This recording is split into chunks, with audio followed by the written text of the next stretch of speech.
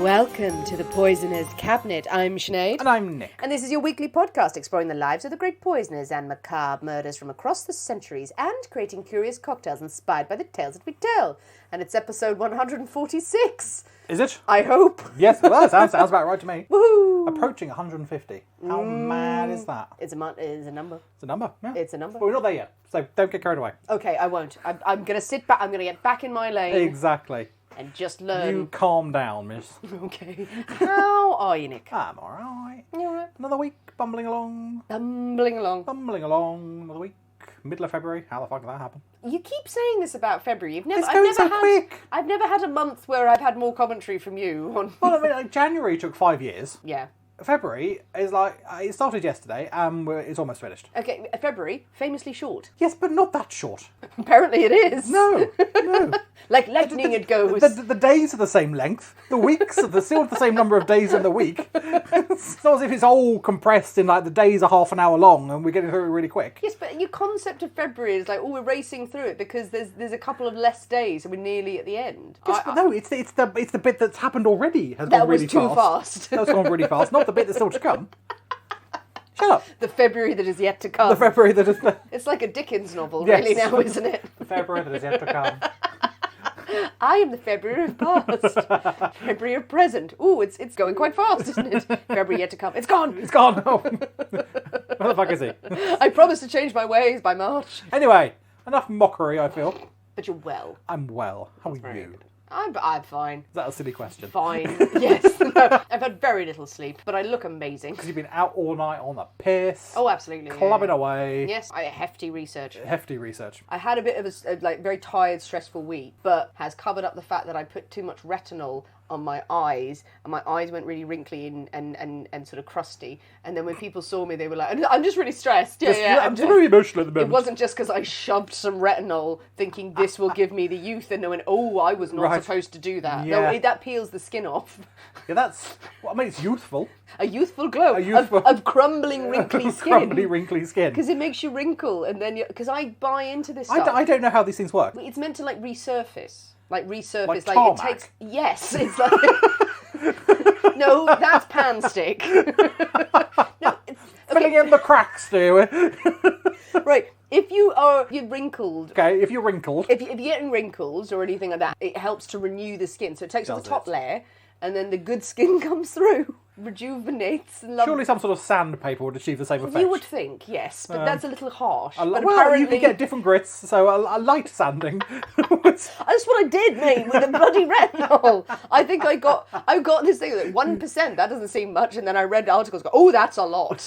And people like you went from 0 to fucking Mount Everest for your face. Right. So I have crusty eyes. So the end of that story is you've got crusty eyes. The end of the result is I have more wrinkles on my eyes because my eyes did not respond well to it, and they're crusty a bit.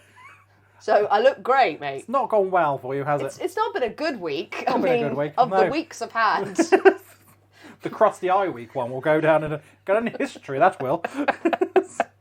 Remember that day back in 19? No.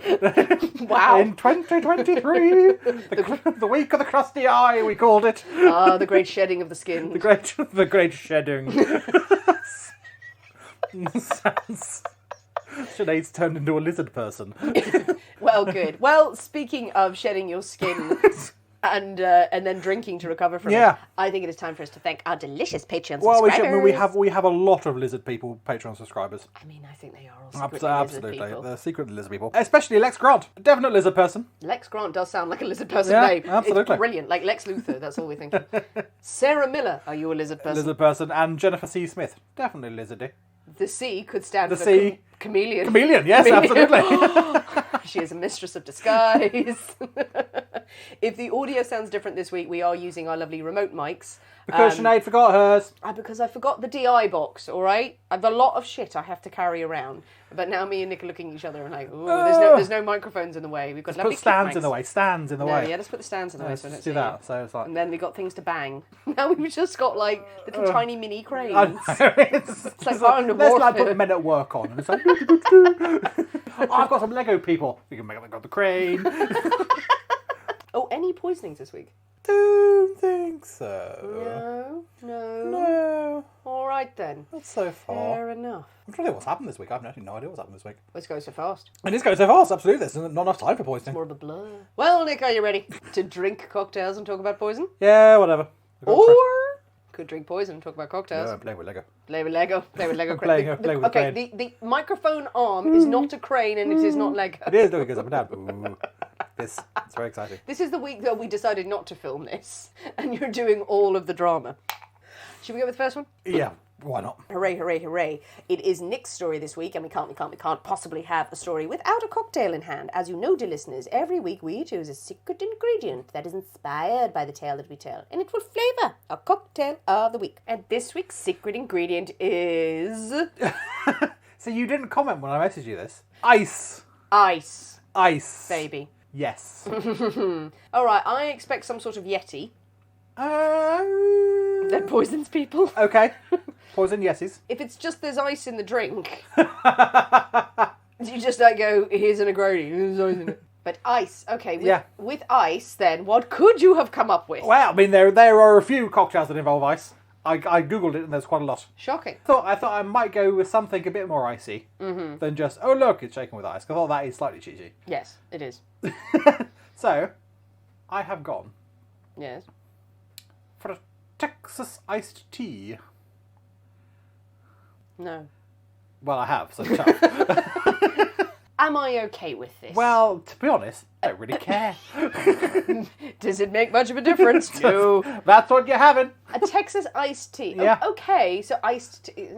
I thought you were going to go with something more like a snowball or a Could have done. or an icicle, if there's such a drink, or a big block of ice, or the Arctic. An Arctic roll. Well, I did consider an Alaska. Oh, in Alaska. Because that's quite chilly and quite icy. You would have come with Alaska because it's yellow chartreuse and gin. Oh, yeah, That's there's it. that as well. Yeah. So, No, there would have been a stabbing. I go for a Texas iced tea. I know a Long Island iced tea has all the that drinks. very nearly happened as well. But I thought, no, I'm going to go for a Texas one. Okay, I'm intrigued to see what a Texas iced tea brings us. I think it is high time for us to go into the poisonous cabinet kitchen and shake up a storm, so we'll see you in a minute. I'll see you in a bit.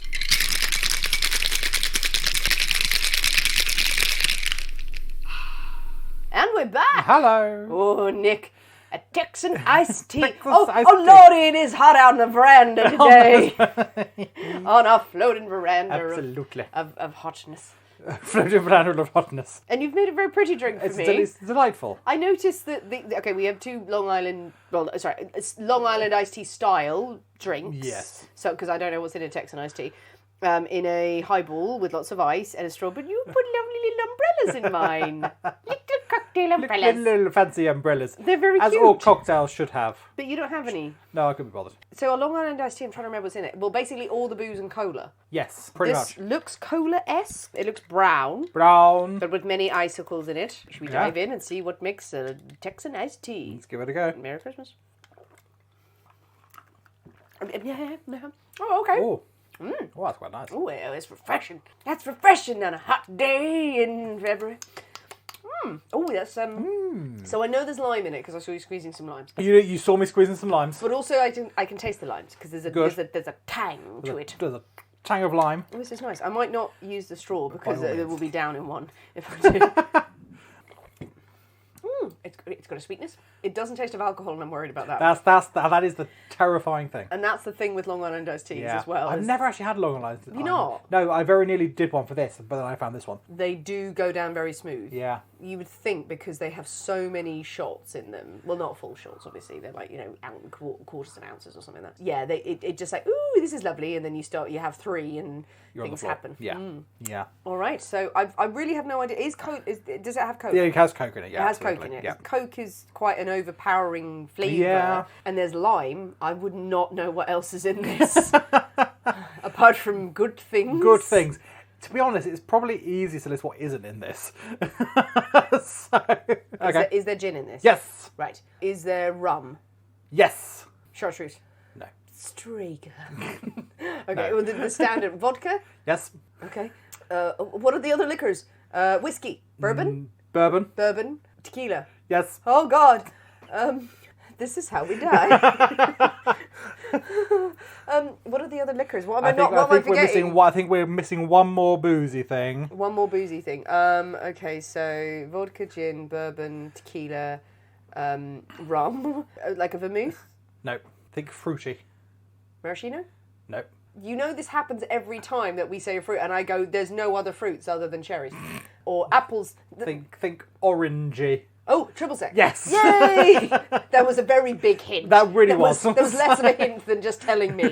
Think triple sec. Is it triple sec? Okay, but what's the twist? The twist is Long Island iced tea doesn't have bourbon. Right, So okay. a Texan iced tea has bourbon. So it has everything of Has an iced everything tea. plus bourbon. Plus bourbon. Plus bourbon. Oh, man. And lime. And lime and lemon. Oh, and lemon. And a bit of sugar. Ooh. And then topped up with cola. And then top it up with champagne or something. I thought it was going to take it down a notch. Clearly it didn't. So it's actually, God, that is going to go down so easy. We're going to have 9 more of those. Yeah, I'm going to neck that and then be on the floor. But that's very it, because quickly. it just tastes like Coke. It tastes like a Cuba Libre, Really like nice. Coke with just with Yeah. the lime. You taste that. Cannot taste any of the other alcohol in there. But it's in there. It's going to get you. How many? This is Starting. a third of an ounce of each of those. 10 mil. So that adds up to what? Oh, actually, only about like 2 No, shots. so it's not more than a regular cocktail or so, really. okay. So it's not much more than a martini or a Red Hook or anything like that. Just a wider variety of things. Yes, and all mixed together in a big bucket. Pretty much, with an egg What on they top. say. It double epping. Yeah. But yay! But is it a ball ache to make? Well, it's just a lot of things. The recipe I've used, which is on Differs, is just a third of everything. So it is not a complex one of one quantity of this and another quantity of that and a different quantity of something else. It's just a third of everything in your cupboard. Just line stuff up and just Pretty go much, yeah. dash, dash, dash, dash, dash, Yeah. dash, dash, dash, dash. So it's simple to make. It's a pain because there's a lot of stuff, but it's not a complicated drink. Stuff that most people will have in their cupboard. Okay, we have our Texan iced teas firmly in hand. Yeah. And as we wander down the road, is it time for a story? It is certainly time for a story. I have a curious case for you today, one that has spawned some interesting theories, and that some people believe is linked to one of the most famous murders of all time. Oh, I like it. This is the story of the Icebox Murders. Ooh, okay. Yes. Ice, see, ice there. Is that it? Yes. What more do you want? No, it's good. It's fine. We've got that out of the way. It's Exactly. good. It's Ooh, June the icebox. 23rd, 1965. Modern. And we are in Houston, Texas. Double Another whammy. number, see? Ah, Two. It's all slotting It's into all place. coming together. Police officer C.M. Bullock is about his duties, as he will be on any other day, when he gets a call from dispatch. He is instructed to go and check in on an elderly couple, Fred and Edwina Rodgers, in the Montrose area, just outside Houston. He's told that their nephew Marvin has been trying to get hold of his aunt and uncle for a few days, and they haven't been answering the phone. It's very unlike them. Now, so Marvin has thought this is all a bit odd, so he's made the decision. He's decided to go over and check in on his aunt and uncle. He arrives, he's found the house all locked up, the blinds are down, no one answering the door, all seems a bit weird. He keeps in contact with them. He knows they haven't been planning a trip or anything like that, they're not away on vacation. And asking a few neighbours, no one seems to remember having seen them in the past few days. So he's getting increasingly concerned about his elderly relatives. I mean, Fred's 81, Edwina is 79. Have they had an accident? Has something happened? A bit of a fall. Have they had a bit of a fall? So he's called the police to see what's going on. It seems so straightforward. Exactly. So Officer Bullock and his partner, Officer Barcher, they arrive at the Rodgers home at 815 Driscoll around 9 p.m. that evening. Can I just comment on that's an excellent pairing of police officers, Bullock and Barter. Bullock and Barcher. That is a TV series. It really is, actually. So they're knocking on the door, no response, nothing's going on. They decide to check around the house and see if they can find, perhaps there's an open door or an open window, they might be able to let themselves in. At the back of the house, they find that the rear door is not locked, but it's been barricaded from the inside. Oh, okay. Through the crack in the door, they can see that lots of heavy flower pots have been stacked up against the door to prevent it being opened. Oh, all right. Oh, Now, I think there's something that this is not normal. Something is a bit odd here. Ben. The two officers put their shoulders to the door and push their way in past this stack of pots. Inside the house is a complete mess. But Marvin says it's actually pretty normal. Oh, well, they're quite messy. Yeah, they're not the Ew. tidiest. They're getting on a bit. Their mobility isn't what it once was. They've been struggling to keep on top of sort of household chores and stuff like that. So it's not unlike it to be a bit messy. As the officers search the house, they find all their clothes and toiletries are in place. It's unlikely they've taken an impromptu trip and not told anyone without taking any clothes or their toothbrush or anything like that. But there were no signs of a struggle anywhere, apart from the mess, which Marvin seems to think is pretty normal, really. As they search the kitchen, they do notice plates of half-eaten food on the table. But they're unsure, really, is this just part of the general mess of the house? There are some sort of unwashed dishes and things in the sink. There's just like some plates on the table. Has that just been... Is that normal? Or had something happened that they were interrupted mid-meal and much disappeared? Was left. If we're talking about like the crust of a sandwich, you'd be like, but there was half a lasagna, you'd be going like, why didn't they finish that? Wait a minute, what was wrong here? So what was going on? I don't know the exact details of what or how much was found on the table. If it was like a really good like toasty, just a and big they bit had of like cake, one and it's like, bite, no, they must have been must have murdered. been killed. Must have been killed. For some reason, Officer Bullock decides to check the refrigerator. He wants a snack. Well, some versions indeed say that it had been a hot day. He was looking for perhaps there might be a beer in there, a cool drink or something like that that he can nab. Other reports say that he was just instinctively drawn to open the fridge, saying that something just didn't feel right. Inside the fridge, everything looks pretty normal. It's a fridge. There's a lot of meat in the fridge. A lot of meat that's all neatly wrapped up on the shelves. It's an awful lot of meat. But he thinks, well, maybe the couple, they've been to the butcher's. Perhaps they're planning a gathering or a party or something. They need to feed 5,000 people. So they've stocked up. But then where are they? But exactly, but where are they? Also, they're about to feed 5,000 people. Are they Jesus? Sorry. There's meat in the fridge that's all been wrapped up. There's nicely they're wrapped not up meat. They're not there. No, As he turns to close the fridge door, he happens to look down and something catches his eye. The sweet smiling face of Dean Rodgers is staring up out at him from the vegetable crisper. Oh, I was not expecting that, sorry. Oh, that shook me to the core. Yeah. Her head. Face head. The head's in the crisper. In the crisper. To keep it crisp? What? Well, yes, one would imagine so. Keep it fresh. That's it. You have no career or life after that. That's your nightmares. What, after your head's been chopped off in the No. Like you've seen that. You look down and see a head looking at you from a vegetable crisper. You're like, I am absolutely out. Yeah, that's it. Indeed, and he does. I'm just going to close this door. Because you would, wouldn't you? You'd be like, very slowly, I'm going to close this and I'm going to open it again. And hopefully that did not happen. Still there. Oh, close the door. Shit. Scream for a bit and call for backup. So soon the house is swarming with the police, and as they empty the fridge of its rather grisly contents, they find the remains of both Edwina and Fred, dismembered and neatly packaged upon the shelves. That's bizarre. Yeah. Packaged? Yes, all sort of nicely wrapped up in sort of plastic and things. The heads are just like the heads in the crisper drawer. Where else would you put a head? Yeah, absolutely. But the rest of the bits and pieces, no arms, apparently. Everything else, but no arms. Wow. But everything else, neatly chop. Wrap. Fridge. Is that how you do it? That's how you do it. That's how you dismember people. So an autopsy is carried out on the remains of the... It's more like a puzzle than an autopsy, really. It's more like a sort of a fondue. Yeah. It's estimated they have been killed on or about the 20th of June. So this is 3 days prior to Officer Bullock's discovery.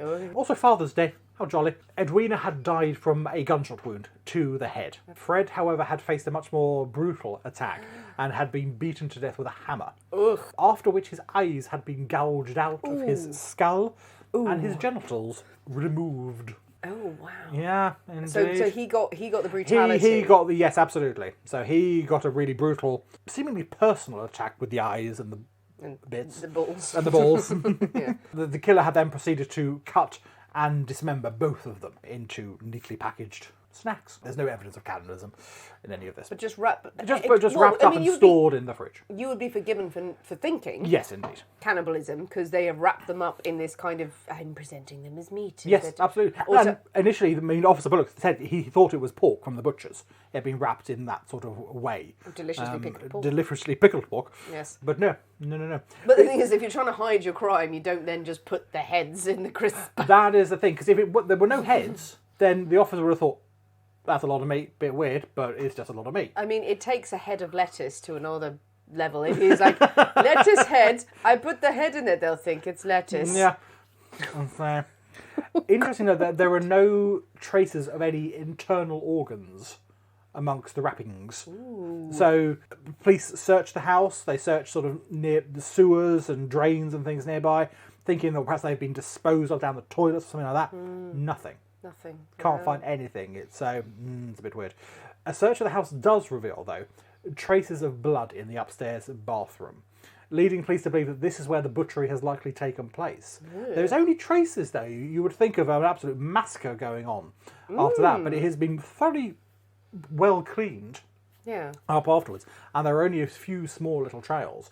But one of these small trails leads up to the locked attic door. Well, that's never a good sign. It's never a good sign. It's never... a locked attic door Yeah. is asking for trouble. Yeah, so it would seem. That never ends well. Indeed. As the police force their way into the attic, they discover a bedroom. Neat and tidy, entirely self-contained, seemingly. There's a hot plate, a kettle, dishes, all this sort of stuff. And, of course, a blood-stained saw. Standard bedroom. Standard bedroom accoutrement. Yes. Indeed. Now, police speak to the nephew Marvin to see, does he know who might have been living in the attic? Is there a lodger or something like that who might have gone a bit nuts? He says that would be Charles, their son. A bit of an odd chap was Charles, and he is nowhere to be found. Oh. Now, police start to canvass the neighbourhood, trying to find someone who might have seen something going on. And when they ask about Charles, has anyone seen him come and go, most people seem surprised that the Rodgers even have a son. What? There was a child. We had no idea Charles was existed, let alone that he lived with them. Some of the older residents on the street who had been there a while, who had known Fred and Edwina for a few years, yes, they knew about Charles. Odd chap, they said. Kept himself to himself. In their attic. Bit of an odd chap. Oh God. The few friends that Fred and Edwina had described a very strange relationship that they had with their 43-year-old son. He was up and about before dawn every day. He left the house, spent the entire day outside. No idea what he got up to when he was out, before returning at night, always after dark. He didn't have a job that anyone knew about. He used to work for an oil company, some people thought, some years back, but he had been living with his parents for a few years now, at least. People reported that he had a tense relationship with his parents. So much so that apparently the only communication they had with each other was through notes that were pushed back and forth through like bedroom doors and things. That's the only way they actually spoke to each other. Odder and odder, think the police. They need to speak to Charles. We really need to speak to Charles. Yes, rightly so. Yeah. Because this is weird. It's weird, absolutely. It's weird. Yes, and people just musing away like, oh, he lived in their attic. He communicated by notes. He was up before dawn and then back after night. Yeah. What? Charles is nowhere to be found. Charles has disappeared. Did Charles exist? Charles- Did he exist? Charles did exist. He did. Charles did definitely exist. Oh, shit. I was like immediately, a ghost! No, Charles was definitely a real person. Now, warrants are issued and his picture is splashed about the papers to try and get him to come forward, find someone who knows where he is. One of the headlines reads, Icebox murders, recluse son hunted in carving of parents, put in a refrigerator. So, say that again? So Let's break it down. Yeah, icebox murders. Nice. Recluse son hunted in carving of parents, put in a refrigerator. The put in the refrigerator It doesn't really bit. flow. I mean, there's a lot going on there, Yeah. and also prejudice. Yeah, well, it probably didn't encourage Charles to come forward. to sort of hand himself in for, let's have a chat. Reclusive son sort. Yeah. I was explaining this to someone the other day about what you can put in headlines from my old days in journalism, and again about what you can do legally. But that That's a bit much. That's just kind of go, by the way, this reclusive son, we're not saying it's definitely him, but it seems like it's him. It's probably him. It's probably him. Reclusive son does not kind of go, everyone's go, oh, he freaking did it. Yeah, well, absolutely. Yeah. It's a bit like saying weird landlord. Yeah. Slightly murdery friend. slightly murdery son. Wanted. Just for a chat. Just for a chat. Suspected murderer. Yeah. A woman who had once worked for the Rodgers as a housekeeper did come forward as a result of these sort of the headlines. She didn't know where Charles was, but she was able to corroborate some of the strange arrangements that there were in the house. At the time that she had worked there, she had never once seen Charles. She knew that he had lived there, but she had never once clapped eyes on him. Edwina had once told her that she hadn't seen her own son in 5 years. That they had lived in the same place, the same building. Okay. And they had just like ghosts in the night sort of thing, or ships in the night, sorry. He left his room at different times. No, see, always before dawn. Would go out all day. He would go out, back. be gone all day, doing God knows what, back after dark. Presumably when he knew his parents were in bed or something like that. Wow. Now, police though think we really need to talk to Charles. We need to figure out what the hell's going on there. So anyone else who was following any other lines of inquiry, they were like, I think we should talk to the postman. Yeah, no, Charles clearly is the person we need to speak to. No, there was a milkman who looked a bit shifty that day. And they delve into Charles's life and what's going on. They expect to find a layabout, some unemployed, middle-aged man living off his parents. What they find is something quite different. Okay. Is it time for a break? Oh, I think it's time for more iced tea. Positively parched. Marvellous. Well, Nick, what's happening? We're on the hunt for Charles Rodgers. Many think he has been responsible for the horrendous murder of his parents, Edwina and Fred. No, so police continue their investigations, and far from the drifter they expected to find, they discovered that Charles is actually quite brilliant. Oh, okay. In 1942, Charles had enrolled at the University of Houston and earned a degree in nuclear physics, which is no small accomplishment. It's not, no. From there, he enrolled in the US Navy, where he served as a pilot during the Second World War. From there, he served in the Office of Naval Intelligence. Okay. So, senior roles. It's a good career. Well, absolutely. After the war, he worked as a seismologist for Shell, the oil company. And he was there for 9 years, travelling the world, identifying suitable locations for mines and oil rigs and all this sort of stuff. Yeah. Old colleagues spoke incredibly highly of him. Absolute genius, they said. Not so good in the bar after work, maybe. But he was brilliant at his job. Fucking awesome. Yeah. At his job. Not so Absolutely. much with the eye contact and small chat. Yeah.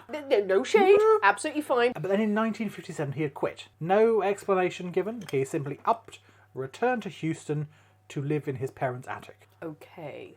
But then that was another twist. Right. It's not his parents' attic. What? It's his attic. He owns the house.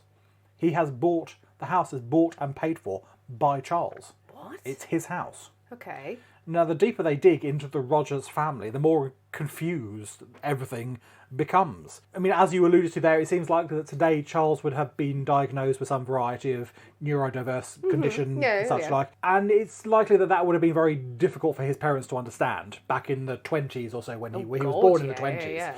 And it is reported that Fred Rodgers really struggled to connect with his son when he was younger, which led to violent outbursts from Fred towards Charles. Wow. So it seems Charles did have, unfortunately, quite an abusive childhood with the parents who just could not understand their son. And this relationship didn't really seem to improve over the years at all. Now, Charles did incredibly well in his career. So he earned his degree. He did incredibly well in his service during the war. Went on to work for Shell Oil. If you rack it up, nuclear physics, you have served your country as a pilot, and then you work for Shell. What more do you want, Daddy? Yeah, exactly. What more do you want? He's done fantastic things, absolutely. And as the authorities try and delve deeper, they investigate into Charles's finances, primarily trying to track him down, maybe. It shows that over the years he has purchased a number of properties. He owns a lot of plots of land around Texas, land which his parents had gone on to sell forging his signature and pocketing the cash. On other occasions, it's found that Fred and Edwina had taken out loans in Charles's name or listed him as a guarantor for loans, again forging his signature. What? Oh, So- jaw drop. Sorry. Yeah. It's like, the bloody parents. It's looking like this lovely, sweet, butter wouldn't melt old couple are actually underhand con artists taking advantage of their own son. Of their really. son, of their very successful Very son. successful, earning decent money, son, Jesus. but perhaps doesn't get the social cues and is not able to No. deal with those emotional sides of things and completely being taken advantage of by his own parents. Oh, I know, oh, it Nick. twists it on his head, twists it. Oh, the feelings. There are feelings. So had Charles just had enough? Perhaps he had discovered these thefts and these betrayals and just snapped. Had something happened that he had reacted in such a dramatic way to Clearly had no relationship with them from absolutely. the patterns of his day. Yeah, indeed. And then suddenly something Something well, the is mother, snapped. mother quick, dad Dad, not so much. not so quick on Father's Day. Huh. Oh, mate. The 20th of June. Oh, Charles, you don't do it subtly. No, indeed. So more than ever, the police think, we need to speak to Charles. We need to find Charles. They put out bulletins for Charles. They knew he had been a pilot. He can fly, so they send his picture to nearby airfields and things like that to see if... Yeah, I think you're going to say they search the skies. They search the skies, they're there, checking behind clouds. Then we know he can fly. Nothing. They can't find him. There are reports a few days after the murder that a man who matches Charles's description was overheard asking about a job overseas. Yeah. And then further reports that he had managed to make it into Mexico. He was looking to get back into the mining industry with his skills and experience. Wouldn't have any issue getting a really at all. well-paid job. No problem finding work. But nothing is ever confirmed. Charles is never found. He simply disappears. No, he doesn't. It does. What? In 1975, a Texas judge declares Charles legally dead. At that point, he would have been 54. He had not been seen for over 10 years since his parents' murder. vanished. Everyone thinks that Charles was the only suspect. He was the only suspect ever considered by authorities for Fred and Edwina's murders. Yes. And the case remains officially unsolved. No, okay. But I was waiting, like, you promised much. is that then that's not enough for No, you? it's not. No, it's a brilliant story, but I've no idea where this is going. No, you This is- still won't at the end of it. I promise you. Before you do the big reveal, I'm like, okay. So Charles, big career, makes some decision to go and live in this attic, so maybe exacting out some revenge on these parents who have taken advantage of him, and then vanishes. No one has seen him even when he's at the house, Yeah. and then he's vanished, so he's very clever. What? Okay. Very good at vanishing. Is he the Invisible Man? He's the Invisible Is he Man. the Loch Ness Monster? In 1992, Yes. a book is published by John Craig and Philip Rodgers. The book entitled The Man on the Grassy Knoll. Shut up. And the book makes this rather extraordinary claim that Charles Rodgers had actually been working for the CIA. What? Now, according to the book, Charles Rodgers was initially recruited while he was working in the oil industry. His frequent trips back and forth to South America provided the perfect cover to transport secrets and classified documents and such like. He had access to high-powered business meetings, and apparently he proved so successful at insinuating himself with rich and powerful people that in 1957 he left his job at Shell and became a full-time working agent for the CIA in Latin America. Wow. Travelling between his contacts in South America and his attic bedroom. Famously, yes. Famously. Now, the book actually says, at that time, it was common for agents to work for oil companies because it was perfect cover.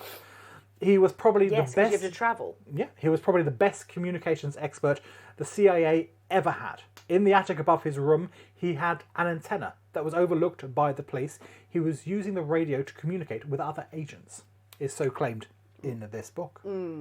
Now, some people agree that Charles Rodgers may well have been involved in the CIA with the CIA. And that it was not uncommon for business people and such like to do that. Many oil executives were recruited to transport secrets and the such like. But the book goes on to suggest something more controversial. Okay. Now, the man on the grassy knoll alleges that Charles Rodgers and a chap called David Ferry were the two men who have been suggested to have actually shot President Kennedy. Right. I did not think this was going there. The famed grassy knoll in Dallas, in Texas, in '63. Wow. Yeah. I mean, I'm on board with it. Yeah. Believe it 100% right now. Absolutely. I mean, I'm not going to go into the detail of the conspiracy theory that has grown up around this, because it would take 12 episodes to cover it fully. But the theory being that the whole JFK assassination is a CIA secret plot. Yes. Lee Harvey Oswald had been set up for the whole thing. Mm-hmm. It didn't help that Oswald was murdered before he himself could be brought to trial, which many people have seen as a proof of this terrible conspiracy, this cover-up behind him. After the assassination, Charles supposedly went back to normal CIA life, bumbling along in his attic until a fateful day in 1965, when Charles discovered that his mother Edwina had discovered his diary, which detailed his involvement in the assassination, and she therefore had to be killed before she could reveal this shocking truth. Right. Yes. If you were a presidential assassin, would you write it in your diary? I mean, I would keep a diary, and it would be a big glittery one with unicorns on it. Today, I got up, had a piece of toast, shot the president, and then had a nap. Yeah. So, supposedly after the murders of the parents, to hide this dreadful, dreadful secret, he was spirited away by his spooky colleagues. Spooky colleagues. That's a nice way of saying spooky colleagues. The spooky. He continued working for the CIA until the mid-80s, and then went on to live out the rest of his life in South America, living a long and happy time in Guatemala, where he eventually died at a ripe old age. Yeah, there we go. And it's all true. Absolutely true. Yes. Apart from the bits that are bollocks. Absolutely brilliant. Oh, that was a roller coaster, Nick. I am delighted with that story. I mean, that had everything. Oh, yeah. That had everything. The twist I did not see coming. No one does. See Absolutely. coming. Neither did I when I read it. I thought, what? Just one of your what the fuck? Pretty much. All right, so let's look at the murders. Yeah, let's keep that separate. And then let's come on to the... Yeah. This little area over here, the JFK area, I'm very, very interested in getting into. But. So murders, I mean, was it absolutely conclusively proved that Charles and the people who were killed, that definitely parents and son? Yes. And that he lived there? Absolutely. Right. So there's probably very little question that he did it. I would entirely agree. Given that he's vanished afterwards, Yes. They never found him. Clearly a very intelligent man. Yeah, absolutely. Very successful. Well-connected man as well, with his worldwide travels and things. Yeah. So, yeah. Well, very well connected, but let's take it in isolation of just that if he's had this career, he's gone and then lived in his parents' attic, he's decided, for whatever reason, he's just like, yep, gonna go and live there. Something has happened in 1957 that has made him quit his job. Yeah, and then the murders were committed... 65, so it's a long time to be living in there. And then him going out all day, so maybe... But we don't know what his job was after he quit Shell. No, absolutely. So we don't know. We don't know. And some people think there was no job. He just went out and sat on a bench. Yeah, and was just walking around, but the parents had been screwing him over. Or maybe he's just had... Yeah, he's had a breakdown. Yeah. And then psychotic episode. Look, if he was a spy and Mummy worked out, or they read in the journal... that he had done whatever it is, and we'll come to JFK. But she's shot in the head. Dad is... Yeah, that's personal. Yeah, that he is tortured. Yeah. He is absolutely mutilated. Yes, absolutely. On Daddy's Day. So yeah. And also, like, there's no reason to wrap up their bodies and put them in the fridge. Like, why wrap them up as if they're joints of meat and put them in the fridge and then put the heads in the crisper? I mean, in the fridge, they're not going to get found. They're going to stay. They're not going to start decomposing or smelling if they were just left out in the kitchen or whatever. Yes. Then that would alert people that something was awry with the smell and things. If they were in the fridge, that's going to take an awful lot longer to And they look like to pork. happen. They look they look like pork. I will come back to. There's a head in the crisper. But no, absolutely. So I think not necessarily it was a method to disguise, but just as a method of preservation and prolonging the finding. And if it hadn't been for Marvin going, I haven't heard from Uncle Fred for a while, it's likely that the police would never have knocked on that door until months and months and months later. So no one would have noticed a smell. No one would have noticed a smell or anything like that. I mean, it's ingenious in a way, but then there's so many other ways that we'll just bury them in the basement or bury them in the backyard. Like you can maybe. I mean, if he's that brilliant, if he is a spy and he's killed the goddamn president, he could probably hide his parents' corpses better. So it seems very obvious that he's killed the parents in this would agree. fit of pique, as it were.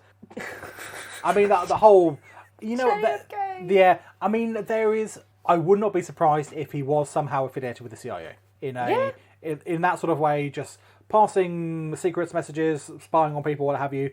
He did a lot of business in South America in the 60s, Cold War, blah, blah, blah. Well, when's the golden age of espionage? I don't know if there's the 60s is another term, but in the 60s, definitely, this is the absolutely. spy era. I mean, this is sort of, 4 years after Bay of Pigs type thing. Yeah. And the Cuban Missile Crisis and all that sort of stuff. Yeah. So we are Cold War mad. Peak kind of spy era. So, yeah, espionage is all over the bloody place. Yeah. And especially with some South American countries which were leaning towards a Soviet It's completely thing. feasible that he So it's completely feasible that he would have been a CIA, not an agent, operative. Yeah, exactly. He would have had contacts with the CIA. Whether that then moved on to he's a fully trained assassin, I think is a leap. And most people think, no, that's bollocks. It's one of those where it's as plausible as it's implausible. Clinky clanky. Yeah. Because as much as you can say, no, of course he wasn't, then you can also go, well, why not? Because we don't know what happened. Yeah. And there are whole books dedicated to proving that he was, and that he knew these people and that person and this person was there and part of this group, and far too much to go into the detail of. I don't know the detail of it. But there are people who make a living out of making these obscure connections. Well, the JFK assassination is not far off from the Ripperologists of trying to. It's they're very different crimes, but the theories and the yes, absolutely. all of this around it. The conspiracy theories, I find it fascinating, and maybe we'll do on Patreon, we'll do a little JFK dedicated episode. I didn't know that theory, but have read a lot of books and have loads of stuff about all the stuff with Lee Harvey Oswald and Jack Ruby, and there's this theory about the Grassy Knoll because of the way JFK was shot. It's because it's a national tragedy that was played out on air, and people have been looking for an excuse and someone to blame for years because it wasn't good enough that it was Lee Harvey Oswald and that a mobster then decided to take him down, which is perfectly feasible that could have happened. Yeah. But would love to know people's weigh in on the conspiracy theories. But this murder... But getting rid of that... This is still a brutal... And it's horrific. He wasn't he didn't kill the president. He wasn't a CIA person. Yeah. He still vanished. Where is he? He's still... I mean, he'll be dead by now.